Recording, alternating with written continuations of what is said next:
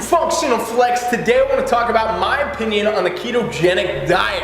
Keto diets have been around for a very long time, and right now they're raging in popularity yet again for some reason or another.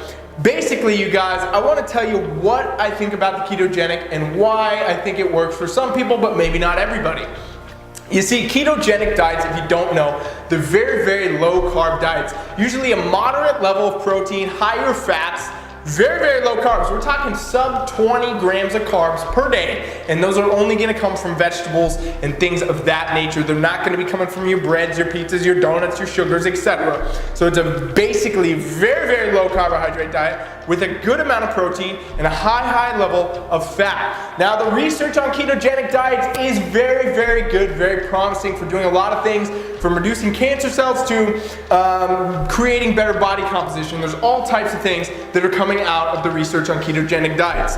And it does work for a lot of people. But there's also those people that this will not work for, and here is why.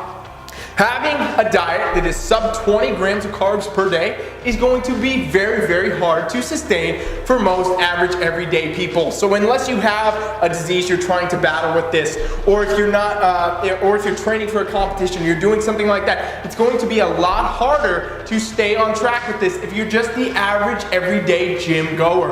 Ketogenic diets produce results, no doubt, but oftentimes this has a lot to do with the caloric intake. When you decide to cut your carbs to sub 20, you're going to be in a caloric restriction more often than not. You say, oh, I can only have proteins and fats. Well, I'm going to cut the carbs all the way down. You're eating less calories overall, thus that produces a fat loss result. Now, you can use the ketogenic diet to build muscle. It's a lot harder because it's a lot of proteins and fats to get the same amount of calories you would need to build muscle. Basically, the ketogenic diet works in general due to the fact the calories are going to be reduced, and that creates ideal, better body composition, fat burning, and then you have a better composition overall as an athlete or as an average everyday gym goer.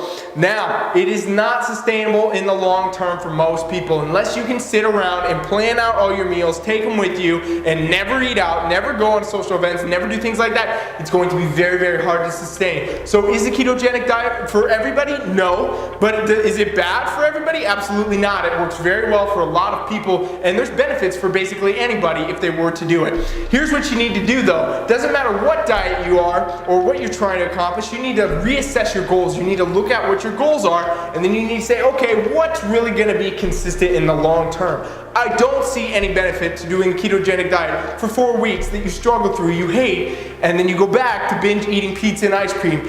It's not a healthy habit, it's not a way to go, it's an eating disorder. So what you need to do is look at your lifestyle, see what's consistent long term, what's going to work for you overall for a length of time. We're talking years, something you could do on the worst day when you have no motivation, no excitement, no dedication to what you want to do that day. You can still stick to the plan. And that is the key to you getting the results you want in the long term. Does it have to be ketogenic? No. Does it not have to be ketogenic? No. Do what works for you, do what works for your results, and do what you can fit into your lifestyle and be consistent with in the long term. Coach Ryan is out.